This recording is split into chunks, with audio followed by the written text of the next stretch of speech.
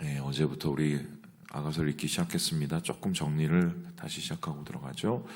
아가서는 노래 중에 노래다. 왜냐하면 이것은 사랑을 다루고 있기 때문이다. 그런데 이게 굉장히 문제가 되는 게 이 남녀 간의 이 사랑시를 왜 굳이 성경에 넣어야 했었을까 했었을 때 이것을 그리스도와 교회 혹은 하나님과 이스라엘의 관계로 볼 수도 있겠지만 이 사랑 이 자체 하나님께서 우리 남녀 관계 혹은 우리 사람과 사람 사이의 관계를 통해서 이루실 그 사랑의 그 본 모습을 보여주는 것은 바로 은혜로운 것이 될 수 있다. 세상에 워낙 가짜 사랑이 많으니까요. 그런 얘기를 했고, 그래서 그 사랑의 이야기를 첫 번째 열었었을 때 이 여인이 참 하찮고 어떻게 보면은 여인이 자기가 자신을 볼 때 부족함이 너무 많은데도 불구하고 이 솔로몬으로 이해되는 이 남자가 이 여인을 있는 모습 그대로 사랑하고 이 여인을 위해서 준비하고 또 이 여인에게 다가오는 이 은혜 같은 사랑을 어제 우리가 함께 보았죠. 오늘은 그 이후의 이야기고요. 실제적으로 이 남자가 솔로몬이 자기 여인을 찾아와서 청혼을 하는 장면이 나타나게 됩니다. 그런데 이제 아가서를 읽을 때는 되게 중요하게 볼 게 있는데 이게 일종의 그 사랑시인데 어떤 사랑시냐면은 일종의 대본이라고 보시면 됩니다. 이게 무슨 소리냐? 이 아가서에는 세 가지의 목소리가 나타나요. 첫 번째는 남자의 목소리. 그리고 왜냐면은 이 남자가 자기가 자기 신부가 될 사람한테 구애하는 목소리가 나타나죠. 두 번째 목소리는 어떤 목소리가 나타나냐면 이 여인의 목소리가 나타납니다. 이 여인을 우리가 술람미 여인이라고 그러는데 왜 술람미 여인이냐고 그러냐면 잘 몰라요.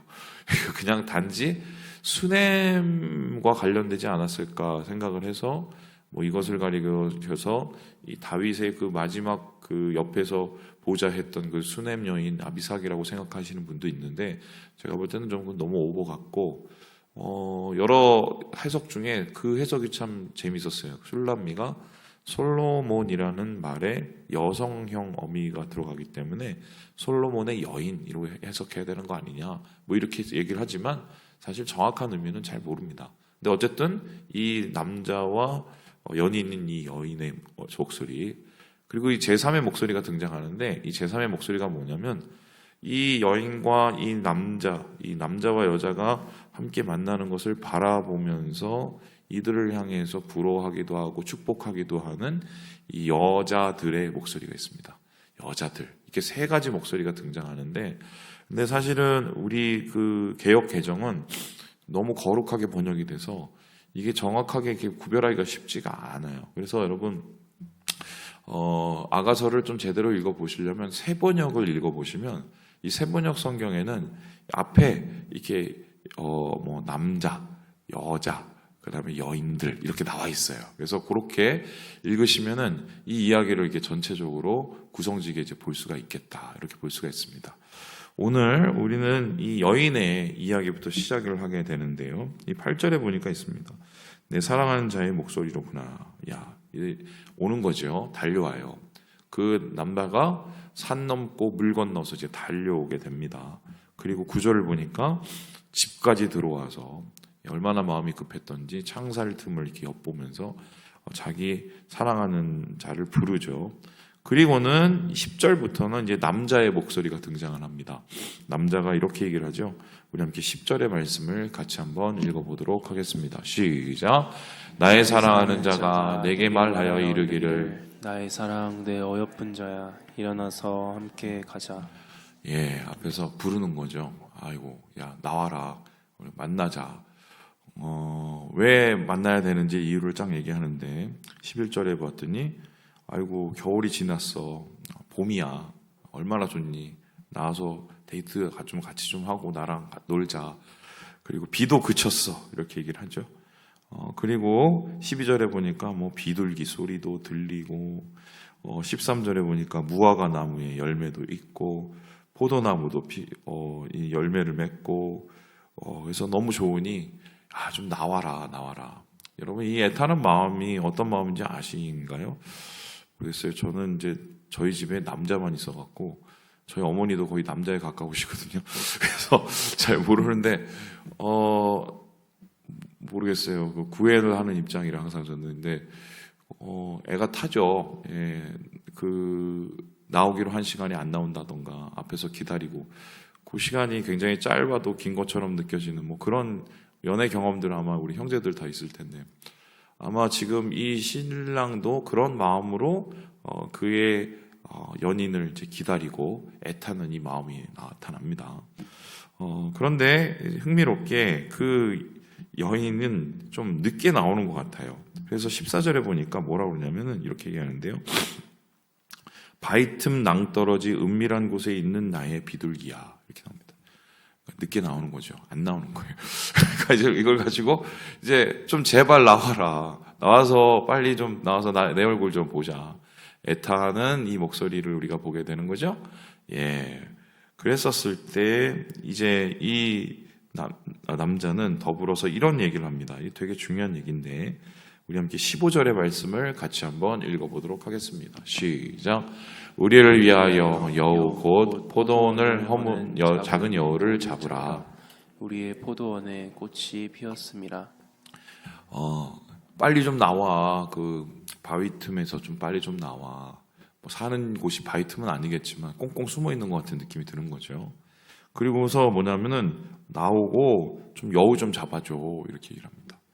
제가 어제 조금 그 정정할 게 있는데 말씀을 전하고 났더니 저희 전도사님이 그걸 보시더니 목사님 술람미 여인이 직업이 바뀌었어요 그랬는데 술람미 여인 직업은 포도원지기라고 일단은 볼 수가 있어요. 아무튼 뭐 포도원지기도 하고 보니까 이게 염소도 치고 막 이러니까요. 뭐 이것저것 투잡이었 이제 했나 보죠.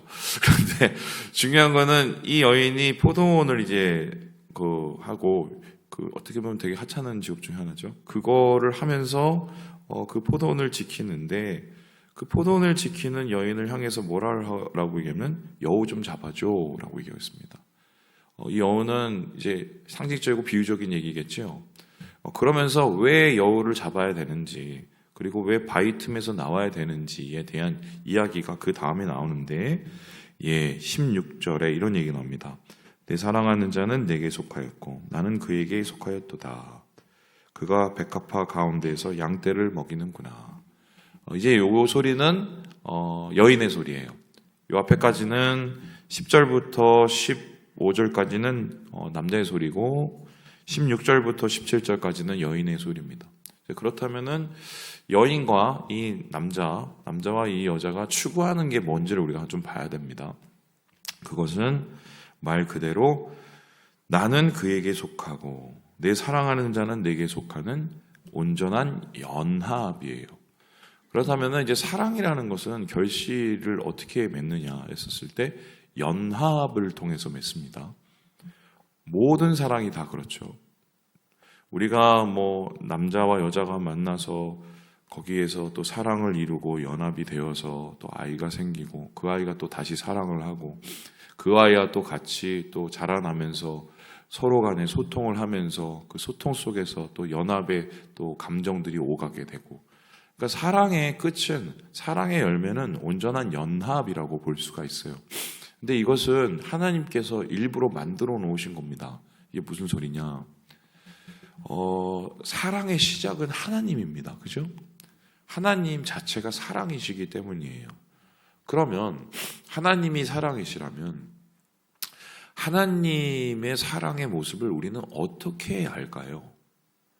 그것을 여러 가지로 표현을 할 수 있지만 우리는 삼위일체를 통해서 하나님의 사랑의 방식을 압니다. 이게 무슨 소리냐? 삼위일체는 뭐냐면 성부, 성자, 성령이 다 다른 분인데 이 분이 세 분이 어떻게 해요? 한 분이라는 것입니다. 실제적으로 이 위가 그 중국어로 웨이인데요. 이게 분이라는 뜻이에요. 무슨 분. 그러니까 산웨이. 그러니까 세 분이 이치 한 몸이다. 그래서 삼위일체라고 합니다. 근데 이것을 우리 신학자들이 아무리 풀어내려고 이 삼위일체의 존재 방식을 아무리 풀어내려고 노력을 했는데 머릿속으로 대충 생각은 되지만 완전히 이해할 수가 없는 개념이에요. 왜냐? 이 세상에서는 3명인데 1명인 경우가 없기 때문입니다. 그래서 예전에 보면은 목사님들이 이 삼위일체를 해석을 하려고 뭐 클로바, 세입 클로바 이렇게 그리고 야 이게 봐 입이 3개인데 끝에는 하나잖아. 근데 이거 삼위일체 아니에요. 삼위일체를 제대로 해석을 한 게 아니에요. 그렇게 해석을 하면은 그거는 나중에 이단 시비가 붙을 수 있어요. 그냥 몰라요. 모르는데 3분인데 1분이에요. 그런데 그 3분인데 1분인 그것이 인간에게 투영된 게 있어요. 인간의 모습 속에 이 삼위일체가 투영된 게 뭔지 아십니까? 그게 바로 공동체예요. 우리가 완전히 뭐 하나님처럼 한 몸이 막 되고 있지는 않지만 그래도 교회라는 곳, 가족이라는 것은 어떻습니까? 각기 다른 인격체가 모여서 하나의 목표와 하나의 마음과 하나의 생각을 가지기 위해서 노력을 하죠. 그런 것을 가지고 우리가 뭐라고 그러죠? 연합이라고 그럽니다. 그렇다면은 하나님의 사랑의 존재 방식이 삼위일체라면 그 삼위일체의 존재 방식은 뭐냐면 연합이에요. 그래서 사랑은 곧 연합이라는 열매를 갖게 됩니다. 이것이 똑같이 인간에게도 적용되는데 하나님의 사랑의 모습을 인간이 닮았다는 것은 남녀가 만나는데 둘이에요. 각자가 살아온 여러 가지 환경도 달라요. 그리고 각자의 신분도 다른 지금 이 상황이에요. 그런데 이 사람들이 어떻게 해요? 둘이 모여서 하나가 되어서 연합하려고 하죠. 이것은 사랑을 하나님께서 주시는 온전한 사랑을 이루어가는 과정이라고 할 수가 있어요. 그래서 교회의 목적은 예수 안에서 정확하게 말하면 예수님처럼 하나님처럼 연합하고 하나가 되는 이거예요. 이게 바로 우리가 사랑이라고 얘기하죠. 마찬가지로 가족, 특별히 부부의 목적도 서로 다른 사람이 하나님처럼 하나가 되는 것이 이 연합의 목적입니다. 그런데 여러분 아시겠지만 그 연합이 결코 쉽지가 않아요. 저는 저희 아내하고 지금 20년 넘게 살고 있지만 어제도 말씀드렸는데 지금도 적응이 안 돼요. 뭔 생각을 하는지 그냥 이해는 안 돼요. 그냥 외울 뿐이에요. 아, 우리 아내가 이렇게 하면 이렇게 하더라. 그러니까 이렇게 하면 내가 조심해야 돼. 안 그러면 난 큰일 나. 이렇게 외울 뿐이에요. 그래서 온전히 우리 아내의 마음을 내가 이해를 하고 저 마음 속에 뭔가 제가 그것을 뭐 감정을 읽어내고 그것을 가지고 내가 공감하고 잘 안 돼요. 저만 그런 줄 알았더니 제 옆에 제 주위에 제 친구 중에 굉장히 사모님하고 정말 살갑게 지내는 친구가 있었어요. 그래서 제가 물어봤어요. 너는 어떠니? 그랬더니 솔직히 말해봐라고 했더니 똑같다고. 남자는 여자를 이해를 잘 못해요. 그리고 생각을 해보세요. 문화가 달라요. 살아온 인생도 달라요. 같은 여자끼리도 그게 힘들잖아요. 근데 그럼 왜 이 어려운 일을 하나님께서 시키실까? 그러니 맨날 싸우는데 그러한 과정을 통해서 하나님의 연합을 배워가는 거예요. 그 연합할 수 있는 유일한 방식은 뭐냐면은 사랑하는 것 외에는 없어요. 나 이해가 다 안 돼. 그리고 내가 저 사람에 대해서 다 알지도 못해. 하지만 저 사람과 하나가 되고 연합을 하게 되는 이유는 그래도 사랑하니까. 오늘 이 여인과 이 남자도 마찬가지인데 사실 여자는 술람미 여인의 포도원 지기, 남자는 왕이 될 사람. 그런데 이 여인이 이 남자가 만나서 하나가 된다. 이 말이 돼요? 사실 이거 자체가 힘들어지는 거죠. 그런데 끊임없이 너는 나에게 속하고 나는 너에게 속하고 이 연합을 향해서 나아가지 않습니까? 사랑하기 때문에 그렇게 되는 거죠. 그런데 이 사랑을 얘기를 할 때 이 연합을 이루기 위한 사랑은 넘어서야 될 장애가 있어요.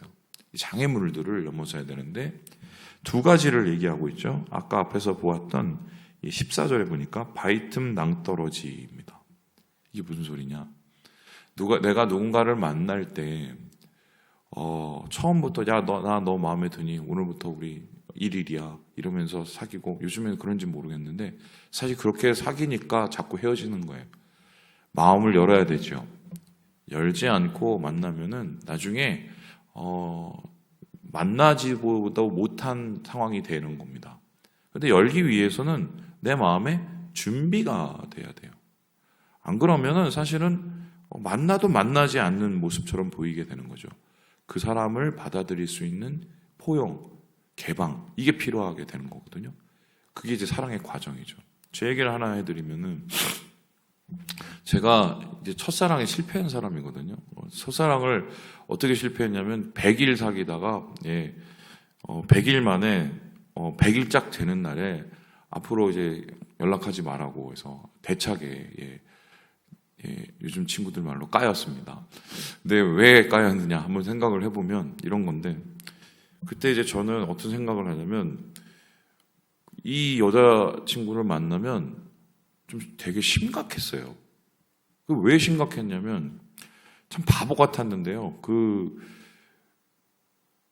제 모든 것을 이 여자친구한테 다 말해야 되고, 그리고 이 여자친구가 이런 나를 받아줄 수 있을까?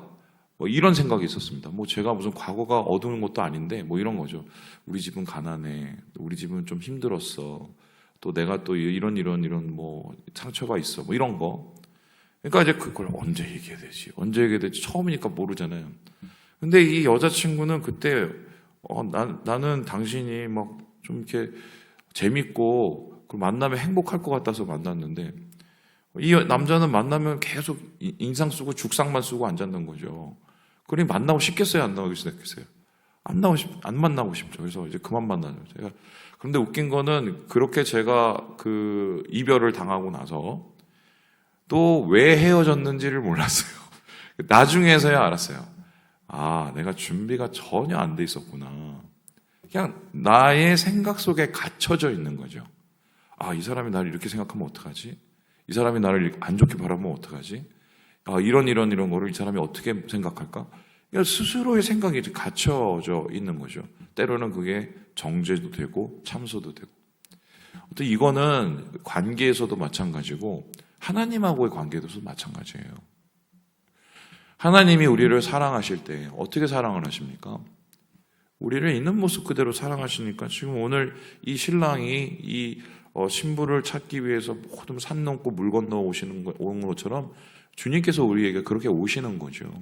이 세상에 이 저 하늘에서 이 세상의 바닥까지 오신, 그게 바로 예수님의 사랑인데, 그런데 여러분 보시면 알겠지만 예수님께서 그렇게 찾아오셨는데도 베드로 같은 경우도 보세요. 처음부터 마음을 열었나요? 아니에요. 심지어는 자기 집에 찾아와서 장모님 고쳐주고 뭐 이러고 했는데도 마음을 열지를 않았어요. 두렵기도 하고 의심이 되기도 하고 자기 안에 아직 준비되지 않은 마음이 있기도 하고. 그런데 예수님하고 같이 어떻게 해요? 배 타고 나가서 물고기 잡고 나서 그때 이 사람이 충격을 받죠. 세계관이 깨져요. 그리고 나서는 예수님의 사랑을 있는 그대로 받아들이고 그 앞에 무릎을 꿇죠. 그리고는 실제적인 연합이 시작되지 않습니까? 예수 믿는 것도 마찬가지예요. 누구와의 관계도 마찬가지예요. 내가 누구하고 사랑하고 연합하기 위해서는 마음을 열어야 돼요. 우리의 마음을 두드리시는 그리스도의 그 열심 앞에서 우리가 마음을 열어야 그때 주님이 우리의 마음에 오셔서 우리를 만나실 수 있죠. 이러한 모습은 예수님과의 관계도 마찬가지고 우리 옆에 사람하고 혹은 나의 사랑하는 그 사람하고의 관계도 마찬가지예요. 열려야 만나요. 열려야.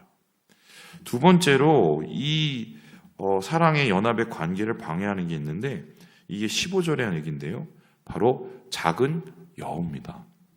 작은 여호는 뭐냐? 이 포도원을 이 둘의 관계, 사랑의 관계라고 한번 생각을 해본다면 그 여호는 뭐냐면 그 사랑의 관계에 그 울타리를 비집고 들어오는 여우라고 이제 방해라고 볼 수가 있습니다. 맨 처음에는 들어오기 위해서는 아주 작은 구멍만 필요해요. 근데 그 구멍을 들어오면 어떻게 해요? 다 온통 포도원을 휘집고 지나가게 되죠. 이러한 일들이 이 사랑의 관계에서도 동일하게 일어나는데 여러분, 사람은 관계가 어떻게 망가지느냐? 뭐 갑자기 급속하게 어떤 모습을 내가 상처를 받고 망가질 수도 있겠지만, 그런데 그런 관계는 사실은 원래부터 그럴 수밖에 없는 이미 시작도 안 된 관계라고 볼 수 있어요. 대부분의 내가 사랑하는데 내 사랑이 온전히 이루어지지 않는 관계는 사실은 작은 그 무엇들 때문입니다. 근데 그 작은 그 무엇들 때문에 우리의 관계들이 흔들리게 되는데, 저는 간혹 가다가 이제 무슨 로코라고 그러죠. 로맨스 코미디 이런 이제 그런 그 드라마들. 근데 저는 막 가슴이 간지러워서 잘 못 보는데, 이제 보면 드라마 작가가 어느 날 이제 인터뷰를 제가 그걸 봤어요. 근데 이 드라마 작가들이 이 로코를 쓸 때 이 남녀간에 이제 소위 말해서 그 이벤트를 만들어서 이것을 이제 재미있게 끌고 나가야 되는데, 이 긴장 관계를 조성하기 위해서 제일 많이 쓰는 방법이 있대요. 이 남녀간의 이 사랑의 긴장 관계를 조성하기 위해서. 그게 뭔지 아십니까? 거짓말이래요. 그러니까 작은 거짓말들, 작은 신뢰를 무너뜨리는 것들이 쌓이고 쌓여서 나중에 이 관계를 좀 심각하게 만들었다가 다시 그 오해를 풀고 다시 또 하나가 되고, 이게 이제 로코 작가들이 보통 쓰는 기법이라고 얘기를 하는데요. 사실 우리의 관계들도 보면은 작은 것들, 우리의 신뢰를 깨트리는 그 것들 때문에 사실은 그렇게 아름다웠던 연합의 관계가 조금씩 무너지고 상처를 받고 무너지고 이런 걸 우리가 보게 되죠. 물론 결정적인 말 한마디가 있겠지만, 그 결정적인 말 한마디를 가기 위해서는 여러 가지 쌓여있는 작은 여우들이 있는 거예요. 그래서 지금 이 남자는요, 그런 오해들, 그리고 그런 거짓말들, 이거를 우리가 좀 잡아서 너하고 나하고 이제 하나가 돼야 되지 않겠냐, 이렇게 얘기를 합니다. 근데 이거는 하나님하고 우리와의 관계도 똑같지요. 생각을 해보세요. 하나님하고 우리하고 관계가 어떻게 소홀해집니까? 이게 가랑비에 속옷 젖듯이 소홀해지는 거예요. 내가 하나님하고의 관계 속에서 내 마음대로 조금씩 살아가는 모습들, 하나님을 조금씩 인정하지 않는 행위들, 그리고 하나님 앞에 내가 알게 모르게 하는 거짓말들, 이런 것들 속에서 분명히 가까이 있다고 생각하는데 어느 날 갑자기 기도를 하려면 멀게 느껴지죠. 작은 여우들이 있는 거죠. 그래서 지금 이러한 연합의 관계를 위해서 어떻게 보면 열어야 되고 잡아야 돼요. 열고 잡을 때 이 관계가 더 깊어지고 이것을 통해서 온전한 연합으로 나갈 수 있게 된다. 말씀을 마칩니다. 우리 사랑하는 형제 자매들, 우리 주님과의 관계를 다시 한번 생각해 보시고, 우리의 마음속에 있는 열어야 될 것들, 잡아야 될 것들을 한번 묵상해 보시고, 혹은 우리 가족 간의 관계, 우리 부부 관계 속에서 잡아야 될 것, 열어야 될 것이 무엇인지를 한번 다시 묵상하셔서 온전한 사랑의 연합을 이루시는 오늘 하루가 되시기를 주님의 이름으로 축원합니다.